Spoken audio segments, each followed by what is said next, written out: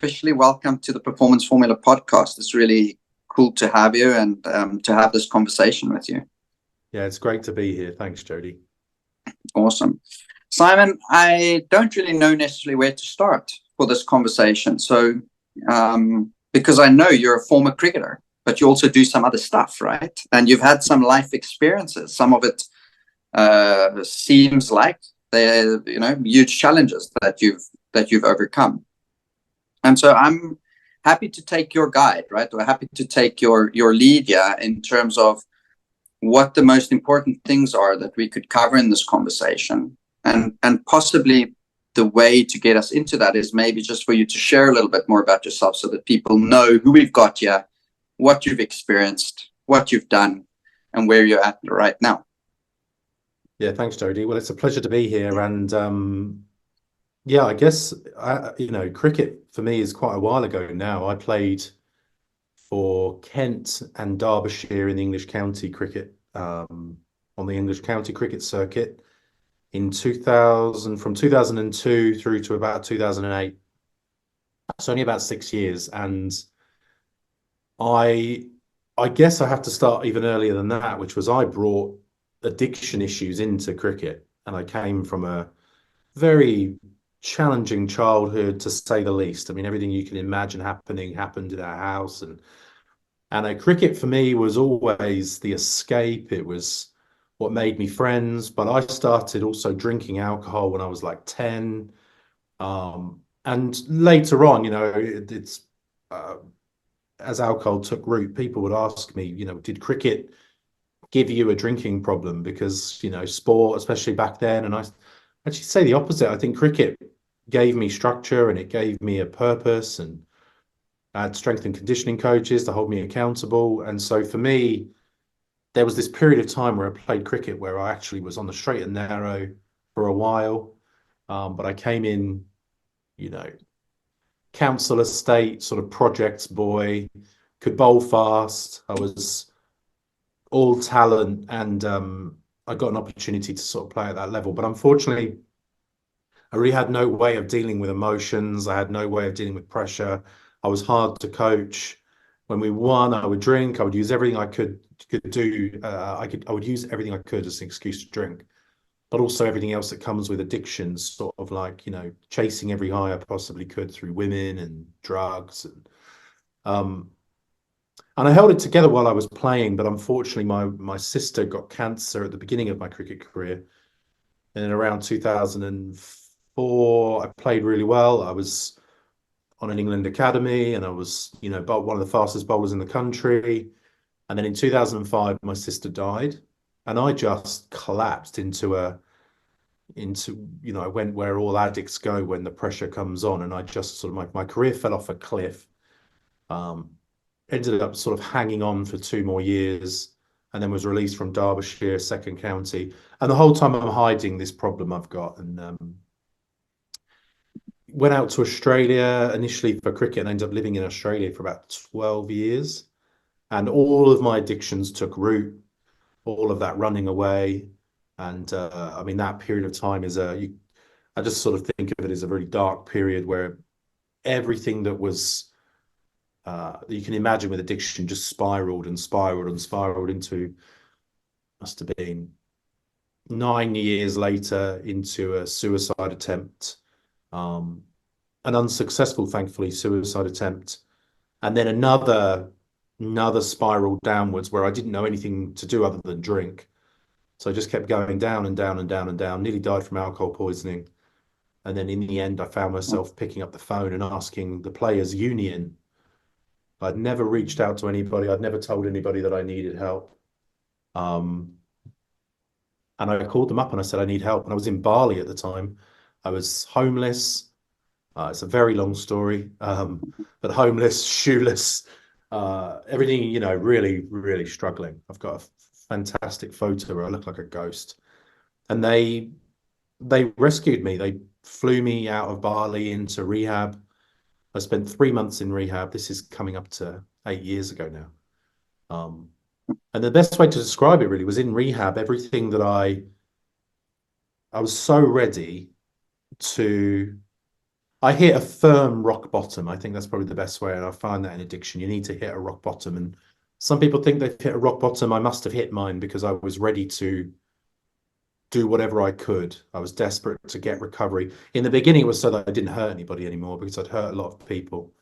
Um, and I guess that sort of addict, professional sportsman, crazy driven mind that I have, this desire to succeed, turned inwards into sort of understanding myself, um, sorting my life out.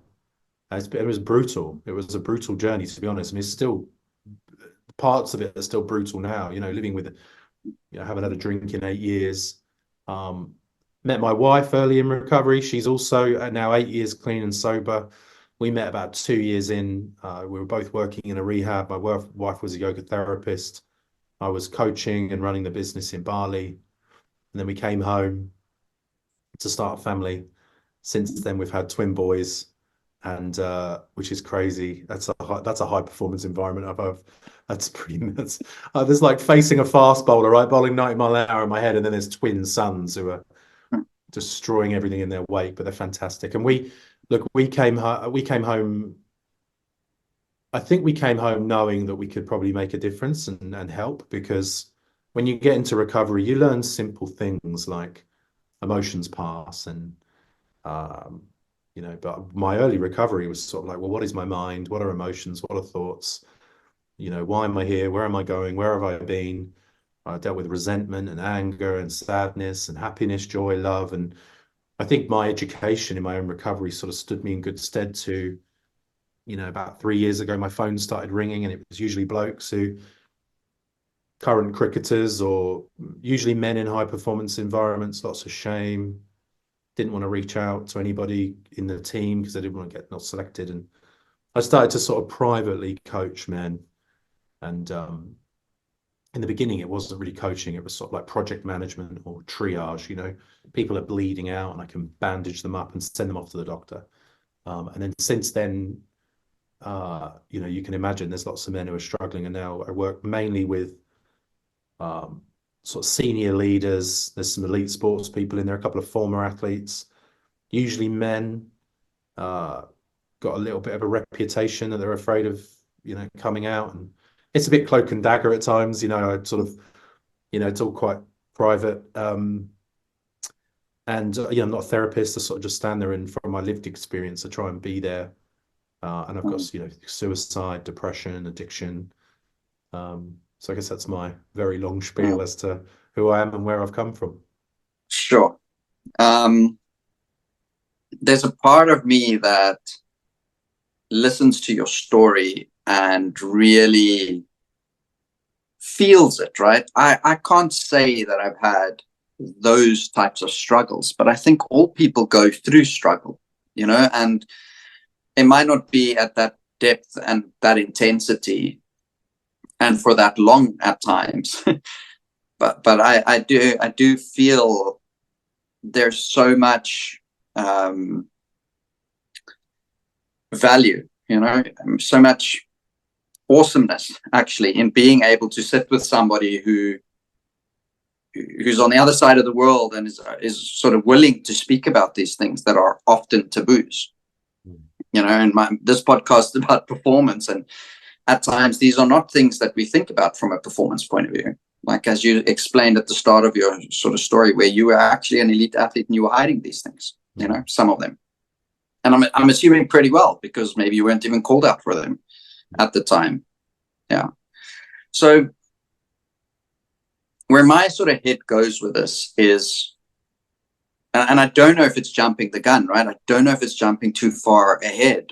And if there's steps in between, feel free to fill me in. But like, we always get to this place, like, how, right? How do you take that step to pick up the phone? How do you know, like, okay, cool, I got to be ready for change, or I've got to have something different? How does that come about? And then, like the hows of this, more than just the whats. Yeah, it's a great question, because I think in some ways You know, in the communities that I'm in addiction, and there's people who have been in recovery for a really long time, right? Like 30, 40 years sober. There's a saying in the communities. People come into our communities and they're early on in recovery or they're struggling and they're almost not received because there's an awareness that they haven't hit rock bottom yet. And we call it the gift of desperation. So people think they're ready, but most of the time people aren't ready. They just are beginning that process of being ready. And it looks sometimes like you need to go and drink some more alcohol or you need to go and do some more drugs, because when you're ready, the survival response kicks in, and it's a lot of people struggle to make a change because, you know, there's a really big difference between thinking you're ready and being ready. There's a lot of misinformation around asking for help. You know, I think most people are in the position that they're in if they're struggling because they've been hurt by someone. A lot of people have been betrayed or abused, and so the advice to just go and ask anybody for help is really naive, because a lot of people are holding that in because they don't trust others, and they shouldn't, right? Like you can't give someone who has that level of trust, that level of fear, just go and ask someone for help. So my advice is always, if you're struggling, write it out, think it out, go and tell a tree, tell your dog, like do it at the level of safety that you're comfortable with, and become your number one job is to become aware of everything, right? And even if you're not struggling, right, even if you've just got something you're working on, I think the most important thing is to write it out first before you go to another person, because, you know, and then it's like, well, who is the best person for me to take this to? But you've got to know what you're dealing with. And so I encourage people not just to reach out willy-nilly. Phone lines are great because they're anonymous.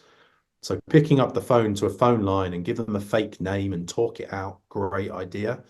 But going to family members or spouses or boyfriends and girlfriends might be really dangerous, and it might destroy lives. So there's a little bit of that in there. I would say most people are not willing and ready to change who think they are. And actually, people think a breakthrough is like, if you think about the word breakthrough, right? Breakthrough, we're actually going in the opposite direction if we want to run away from what we've got. Like for me, I needed to go on the other side of alcohol. I needed to drink so much alcohol that I'm done. Right? And now my recovery is quite strong, but I know people who never really went beyond, and they're always struggling, you know, with it. So it's a brave thing to do, to keep going. But it's that quote from Winston Churchill: if you're going through hell, keep going. Sure. There's something you said there that I thought that grabbed my attention. It's the idea of sort of change in particular. And that idea, I've heard a sports psychologist speak about this before. And he said, you know, unless there's enough pain, people don't really want to change. And I think that's what you're alluding to.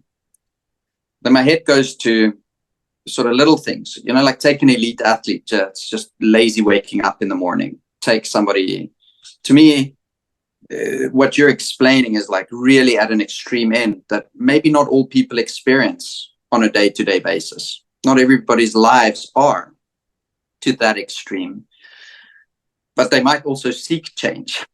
Yep. You know, they might also seek change, but then the motivation maybe is lacking because the pain isn't as severe.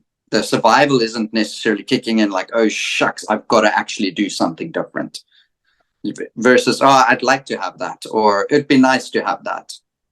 I'm wondering what your thoughts are based on your experiences to people that live in that sort of way. That I'm an athlete. I'm seeking the edge. I don't have all this pain and things that sits there day in and day out. How do they find or establish a sense of change from their place, you know? Yeah, I mean, that's a great question. I mean, a lot of the people I work with are not where I was. I mean, not many people are at the depths that I was. And so, I mean, there's a couple of ways. I think number one is not to underestimate the power of little and often in the right direction. Right? Like if you just keep putting one foot in front of the other, in 3 months you'll be, 1,000 miles away. So there's the power of incremental change done consistently over time. I think that's a real master skill as a human being because it requires almost no ego. There's no sense of achievement. There's no giant dopamine rush. There's just small incremental changes. So discipline is what we're talking about. There's another way which you can. A lot of people don't realize the power in pain, and everybody has pain, right? Everybody has pain. Everybody. No, and everybody's pain can be leveraged and used. And so the way that I describe this is, why does Superman want to save the world? And people always go, well, why do you think? Why do you think Superman? What drives Superman to want to save the world? What's his motivation? For me, there's something attached to the destruction of his own world. Brilliant, right? So where he comes from, yeah. Fantastic, right? So his own planet was destroyed, and now he's trying to save the planet, right? So Batman, parents were killed by criminals, and these are archetypal stories. But for me, it is so much more motivating. Pain is such a more powerful driver than pleasure or success. I had a coach once who used to, he'd stroke my arm and he'd go, feel this. And I'd go, oh, that's quite nice. And then he'd pinch me hard. And I'd go, my body jumped up, and he said, pain focuses the mind. And so we're much more driven to run away from something than towards something. That's survival. And so if you can, as a coach or even as a person who wants to, if you're brave enough and aware enough to go into the pain behind things. So it's not what will I achieve if I wake up earlier. It's what do I stand to lose if I don't? Right? And there's a great question, which is imagine, and this one, I use this one, is imagine at the end of your life, I got asked this, imagine, Simon, at the end of your life, you meet the version of yourself that makes the bravest choices. Sure. And so I go to the end of my life, and there's a version of me which looks back at me, and it's like the very best version of myself who made all the bravest, most courageous, aware choices. And that pain at the end of you imagine meeting that guy, and you're like, I could have been if I'd been more disciplined, more focused, more honest, have more integrity. And so I think a simple shift there makes a big difference, because people are always thinking about what they're going to gain, but gaining is it's not a particularly strong incentive. Yeah, I deal a lot with I say deal with, it's not the greatest words, but I'm aware that in my world at this point in time, a lot of my clients reference the ideas of positive and negative thinking. And I almost feel like pain and pleasure could be something similar, that we want the pleasure, we want the positive thinking. We don't want the negative thinking. We don't want the pain. And sort of my response to them has been, and in part because this is my own understanding in my own life, it's not just an idea or a concept that lives in me. And for me, this whole idea of pain came from a 10-day silent retreat I did, where after days, and pain is part of this whole process. It's part of the lectures. It talks about the struggle in life, and then there's the physical pain of having to sit still for 10 hours every day, and hips start seizing and they don't want to move anymore. And how you sort of become familiar with that's the pain in my body, and almost like not judge it or not run away from it or not avoid it, but you sit in it, like you're sitting there for 10 hours and everything's aching and paining. And so I think that informs my understanding of it quite a lot. But society has sort of set us up in a way that there's, we're told there's certain things we should want and certain things that we shouldn't want. And pain is to be avoided, and pleasure is to be seeked out. In the same way, then, negative emotions shouldn't be felt. only positive ones. And what are positive ones? Nobody can answer me when I ask them. Like, how do you know what's positive? How do you know what's negative? And then normally it's then about what sort of outcome it gives them. So it's like, no, it's positive if it gives me an outcome. What I hear, though, in what you're explaining is that the words that come into my mind, and maybe you can shed a bit of light on this, because it's such a cliched sort of sentence where it's like, use the pain, use that negative emotion. But again, the how component potentially there is not so clear in that, okay, great, I'm feeling this pain, now what? But I don't really want to feel the pain. I want to actually just be away from it and feel like I'm safe again, or feel like I'm happy again. And I don't know if there's really a question in that. But there's an idea maybe that you can sort of just run off on and share some of your thinking that sits there in your mind.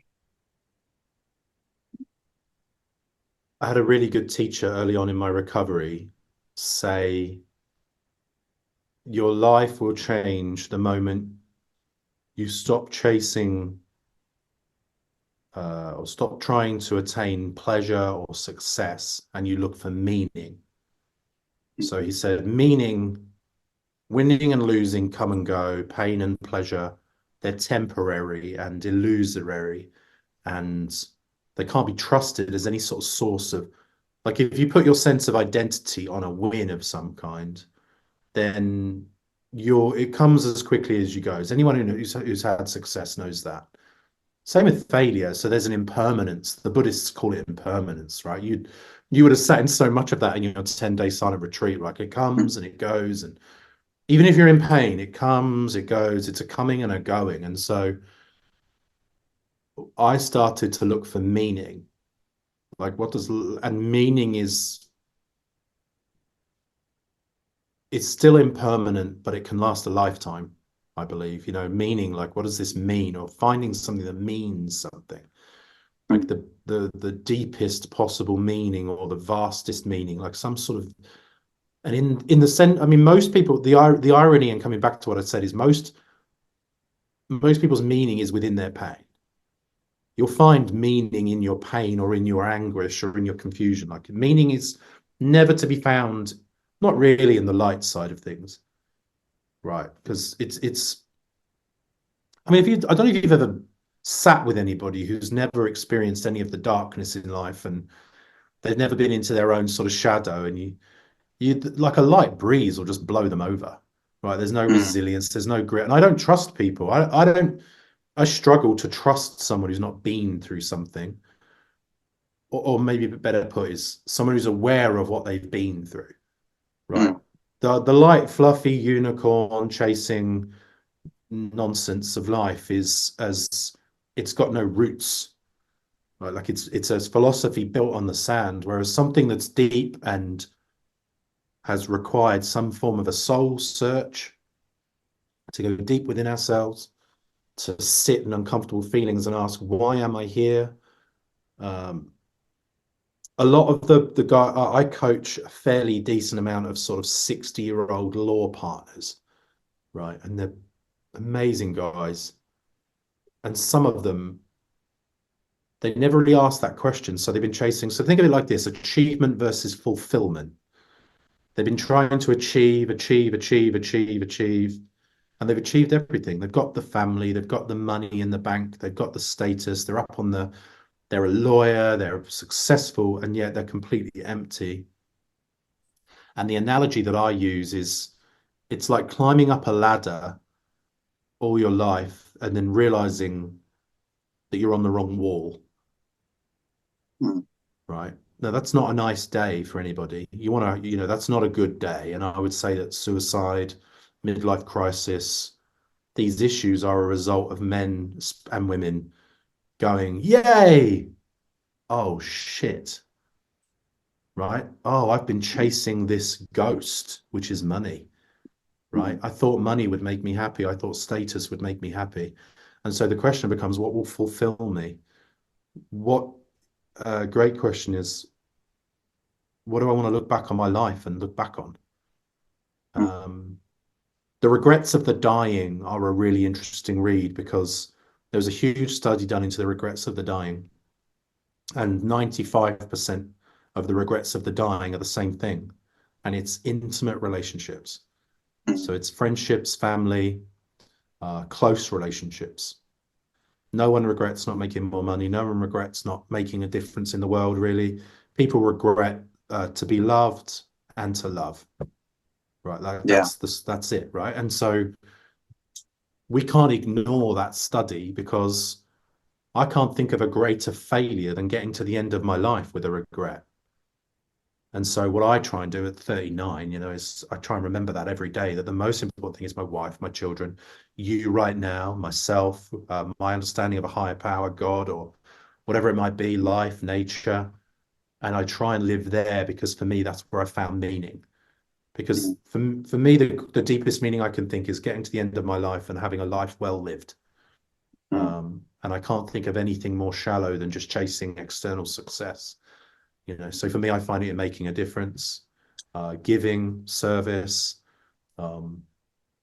These things require me to be selfless, and I'm a really selfish, impatient man. So I have to work on myself all the time, because I'm a pretty selfish person. But I think that that's where I found my meaning. And so I prefer to struggle forwards in that way than live some pleasurable, easy way towards external validation or success. How does one become aware? How does one not be a unicorn, a floating puffy unicorn? Is it just through the questions? Yeah, I think what did Carl Jung say? Those that look outside of themselves dream; those that look inside of themselves awaken. You've got to go within. You've got to go into yourself. I mean, 10-day meditation retreat, that's incredible.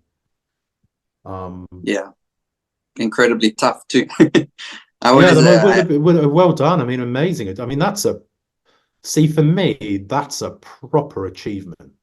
That's a bigger achievement than £1 million in the bank, or is to sit and be with yourself. There's a great quote that is, the source of all man's problems are his inability to sit in a room on his own in the dark for 20 minutes. How old is that quote? I don't know. I found it there. What is it? I can't remember who I got it from, but we just can't be with ourselves. People are chasing stuff because they're running away from who they are. But they don't realize, we want to be out there because we can't be in here. But the beautiful thing is, if you can spend any time being within, then everything without comes from within.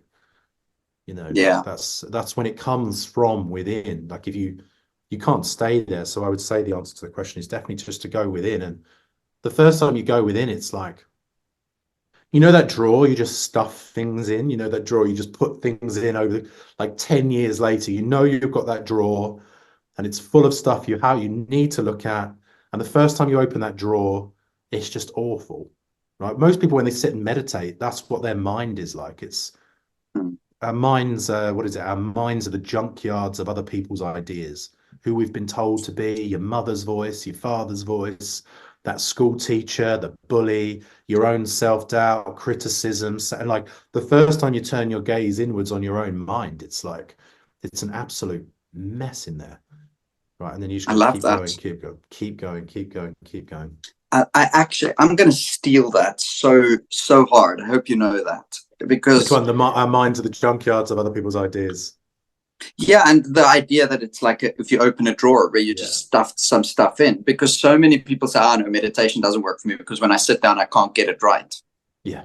Because I think the expectation at times is that I'm going to go sit down and I'm going to be in bliss straight away. I don't have to do any work. If meditation works, it must work the first time, forever and for always. But what I also find interesting, if that quote is quite old, then it speaks to the human condition more than it speaks to, like right now, kids are being absorbed into their cell phones, and people have been chasing money for who knows how long. I can certainly put myself in that category up until a couple of years ago, where it was just money, work 7 days a week, do the grind, but have no life, can't spend time with my wife and my son. Like, it's wake up in the morning and just work. Yeah. And so I think in some weird way, I found similar answers to what you found, maybe not in the same amount of pain, maybe not in the same amount of struggle. And so, oh geez, I lost my train of thought now. It happens sometimes. um, and so there's this idea of us needing to become aware. And so I like this idea that you bring, that if you open that drawer initially, it's going to be messy.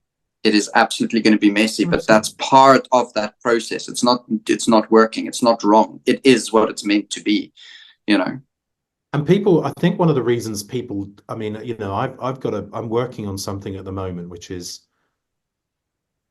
so take high performance. I call it the dark side of high performance, right? So there's a dark side and it's dark, right? Like burnout, suicide, depression, divorce, domestic violence, midlife crisis, like it's dark, right?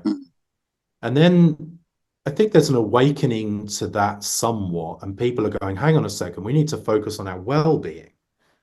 And so the pendulum has swung all the way the other way. And now people believe that you can't be an elite, excellent, high performer and have well-being, right? So it's almost like people believe they have to sacrifice one for the other.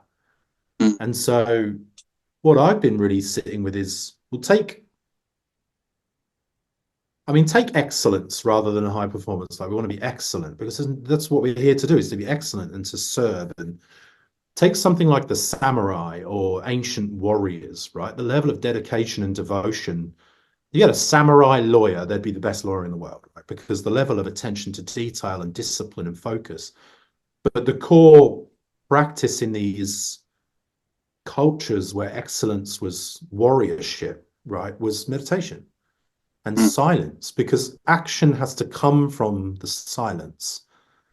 And if it's grounded in, if you perform an action, and it comes from that place, the level of mastery that you're capable of. And so a lot of the guys I work with, they really feel they're going to have to drop their performance to work on their well-being. And it's like, it's the opposite. You'll become better for longer.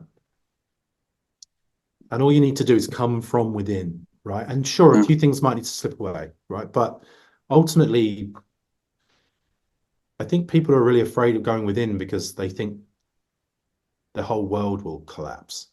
But their relationships will be better, your mind, if you can sort your mind out and your emotions out, your relationships are better, everything's better. And if your relationships are better, that's your relationships with your clients, with your siblings, with your mom, your dad, your relationship with yourself.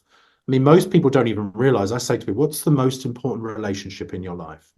And people will go, oh, my wife and my kids. And they go, oh. And I go, what about you? What about your relationship with yourself? Or what about your relationship with life?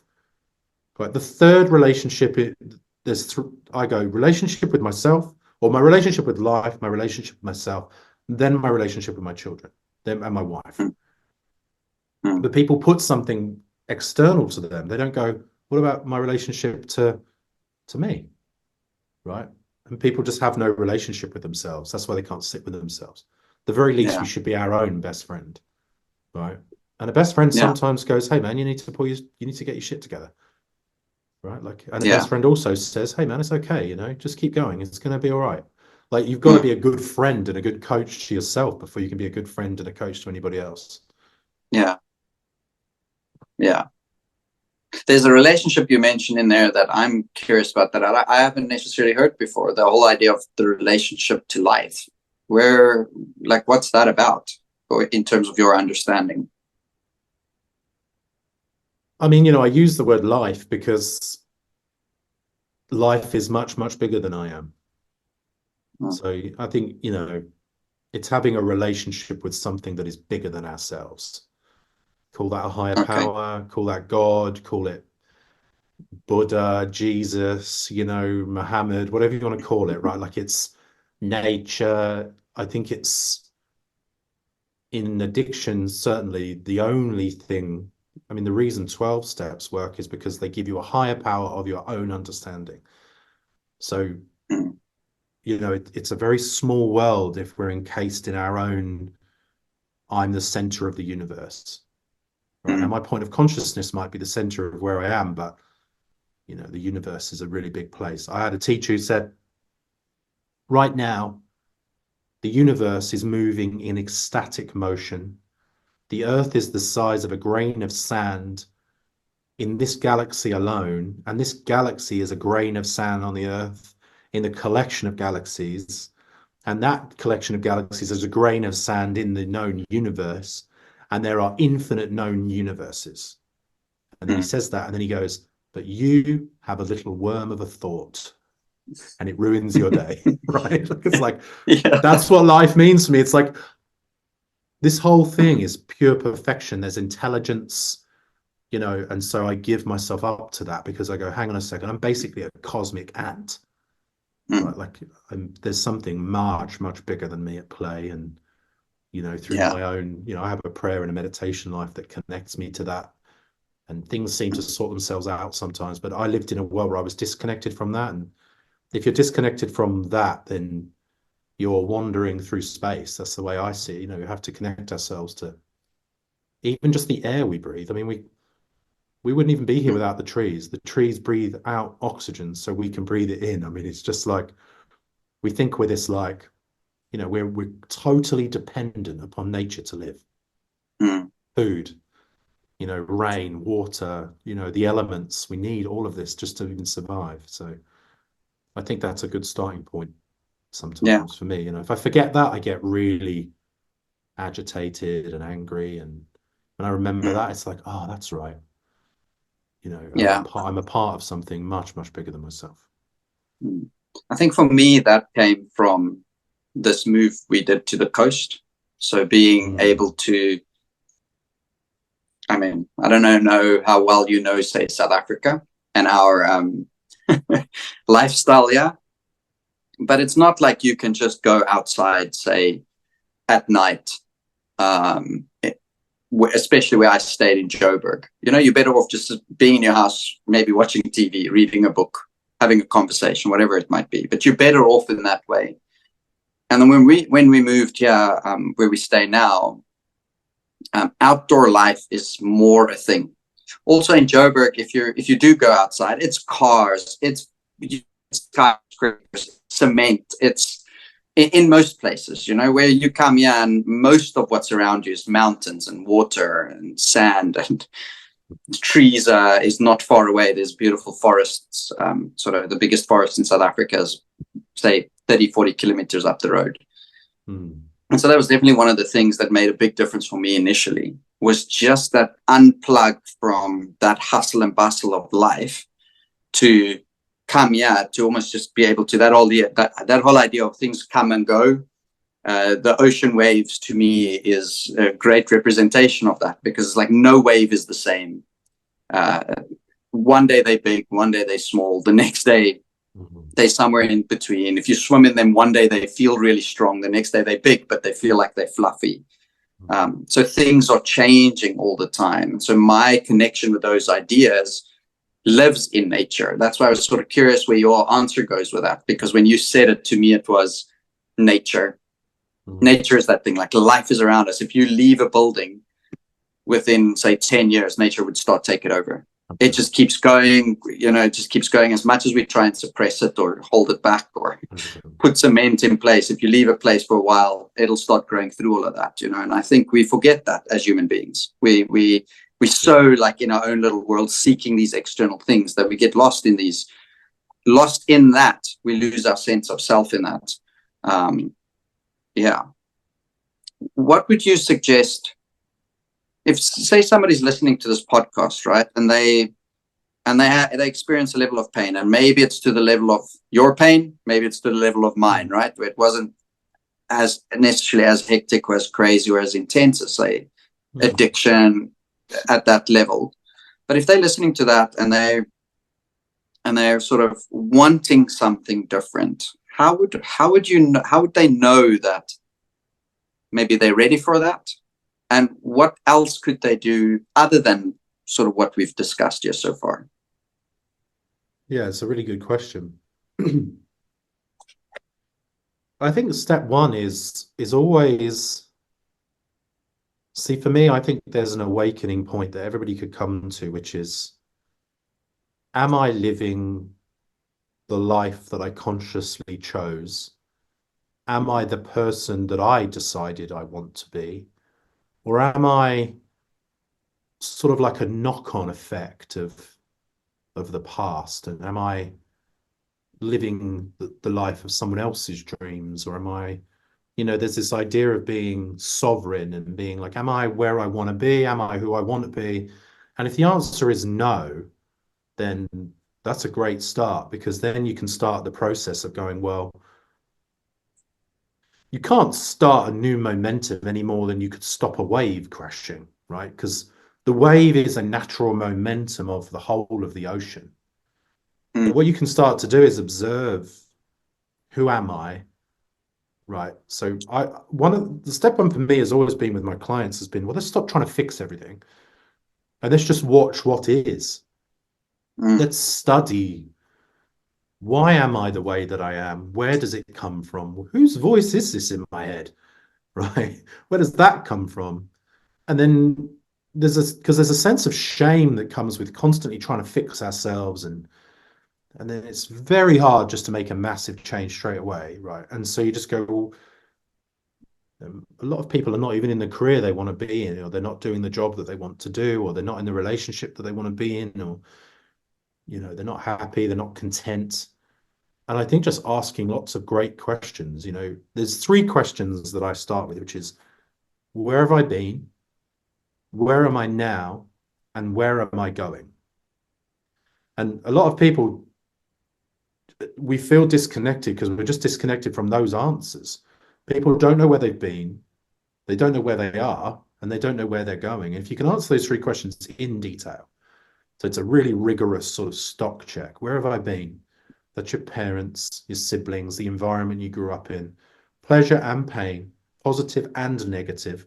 Stock check it out, and try and look under every rock, and do that with a therapist if you can. If you can't, because other people are great at seeing what we can't see, and get creative with it. Like, where have I been? Where am I now? And get really honest. If it's, how is my body? How's my mind? How are my relationships? How's my money? How's the environment around me? Where am I going will be the easiest question to ask, because it will be a continued momentum of what's been. Right? Where we're headed is usually just it's a continued momentum. Now, if you don't like where you're headed, then you can reframe where you've been. You can work on those resentments and angers, and maybe there's some things in the past that need to be cleared up. Most people have that. Where you are now, there's some immediate changes we can make through discipline and focus and meditation and practices that we can do. If you change your relationship with the past and the present, the future will naturally change. But most people have no sort of orientating vision of the future. I mean, tribal cultures that lived in harmony with each other and the land and animals and children for thousands of years went on vision quests. Right? Like, we have no sense of vision. I mean, our culture doesn't even really look into the future. That's why who knows if we'll be around in 100 years' time. I learned something in my study. I've done a lot of study in the tribal cultures, and they had something called the children's fire. And the children's fire was across all cultures across the world, all tribal culture and government and family. There was something in the middle of the culture called the children's fire. And every decision that was passed, every law that was passed, everything had to go through the children's fire. And the children's fire was this: how will this affect our children in 7 generations' time? Sure. 7 generations. The Japanese are like they're the best at sustainability. They want to build buildings. Their buildings, they go, will this building still be standing in 10 generations' time? Chinese and Japanese businesses, they have 300-year business plans. Right? 300 years into the future. So you lengthen the view you're looking at. And for me, I think we're short focused. For me, it's, when I die, how am I leaving this planet? How am I leaving my family? How am I going to leave my body? How am I going to leave my children, my wife? And then you work backwards from there, and you work forwards from your birth. So it's just broadening and you have to be very courageous, very disciplined, take your time. It can take 6 months to a year. For me, this is what coaching is. It's like, let's go and have a really bloody good look at everything. Right. And you've got to build trust to do that. But it's like, right, what rock do we need to look under? And some rocks you're 3 months from looking under, because you can't just look under every rock, because there might be a snake under there. Right. but it's like start with the easy stuff, low hanging fruit, build up momentum, and then over the course of the next year, that's why people can't follow through on New Year's resolutions, because they, it's like, right, I'm going to make this change, and it's like, no, you'll continue to do the thing that you've always done, because we're basically a collection of momentum. You want to change the momentum, you've got to go and clear the house, you've got to go clear the decks. Yeah. It can be done through, it can be done in many ways. Meditation, psychedelics, there's solitude therapy, talk therapy, psychotherapy, counseling. There's a million ways of going within. That's how I would do it. Yeah. What was the biggest decision you'd had to make in this whole process, in everything you've been through?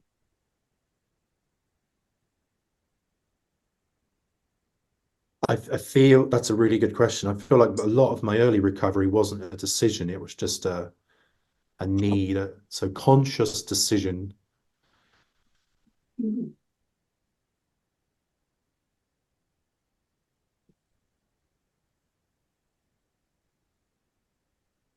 It's probably a recent decision I've had to make, actually, which is I've chosen to reduce my ambition so that I can be present for my family. I could see that I could easily become very successful and I could miss my children growing up. So I've recently put the brakes on my business growth, and I think it's a big decision, and it was a conscious decision because I realized, hang on a second, I could become what we're talking about, which is easily could become a very successful businessman that misses my children. So it's been a big challenge because I'm having to like leave my business alone and not not push so I can raise my boys. And I've given myself Yeah. 7 years. 7 years. I want to see them through until they're 7 before I really push on my business. So it's interesting that, and I suppose it fits with what you said before, that when you hit rock bottom and survival kicks in, then there's not a lot of decisions to be made. It's almost like, okay, cool, I'm here now. Things have got to change. Let's go. And that the bigger decisions then only really come later, because and how it sits in my head, and maybe I've got it wrong with my little bit of understanding, is that you've rebuilt your life with new values, with new understanding, new principles, with new concepts around who you are, what you do, and what you want to get from life.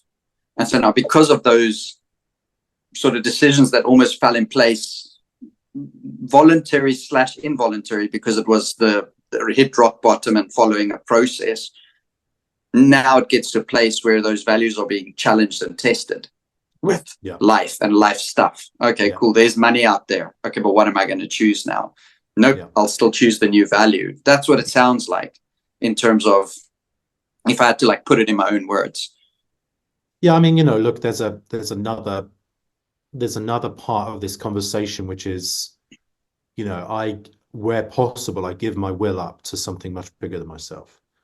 And so within my own framework, I give my will up to that broader sense of life. I do where possible. I try not to make too many decisions with, they say thy will be done, right? Like my will versus thy will. And this has been a big part of my recovery, which is, I have a very strong faith and I have a very strong connection within my own world to something much bigger than myself. And so, there's very few decisions I think I need to make, because if you're drowning, you don't decide to try and breathe, right? You're not like, oh, I think I'll try and breathe now. It's like, what will be the consequences if I don't breathe? Like, you just freaking breathe and you fight, right? Like when you're in survival, there's very little decision making that can happen. It's just fight. I think that when you're out of fight or flight and you're in that nice place in the middle, I think there's more decisions to be made, which is, how do I preserve this? How do I protect this? How do I not continue the mistakes I've made in the past? What small actions can I perform today that will give me the best chance of the future? The decision to, what am I prioritizing? And probably for me, the decision to be disciplined around prayer, meditation, and getting still so I can hear the voice of intelligence or wisdom or God or whatever you want to call it, and allowing something that's bigger than my ego to guide me, because my ego is pretty big. And so, I have to sort of like really the decision to surrender my massive selfish ego to mm, something bigger. And there's nothing more challenging than when that says, wait, be patient. It's not about you, you know, um, it's about your wife, it's about your children, put them first, don't do that. Right. It's kind of like discipline is a big decision to follow that broader guidance that mm, you get in touch with when you meditate more. You can feel the presence of, there's an intelligence that runs through our bodies. It makes our hearts beat. Like you're not trying to beat your heart right now. I'm not trying to beat mine. We're not making our livers produce bile. And I didn't, there's so much happening in this moment. My laptop is connected to electricity, that I have this call, there's Wi-Fi, there's all this stuff that's happening that's completely beyond me. So we can even be on this call. It's like, do I want to tap into that, and be grateful for that so that we can even be here? So gratitude is a big decision. And sometimes it is the decision because I'm not a particularly grateful person. Um, but if you're struggling, I think it's fine, mm, fight or die.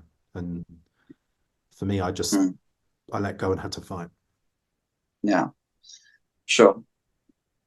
What advice would you have for, because you're telling this from your point of view, the struggles that you had, but you had family members who maybe weren't in that position. And my head, rightly or wrongly so, at times thinks really these people must just get over it. Life's not that hard. And so it's easy for people who do not struggle with addiction to potentially have zero understanding of what it's about. Zero understanding. And so in our minds, at times it's like, oh, Jesus, really? Because it's not our experience. It's not my experience. I don't have those struggles.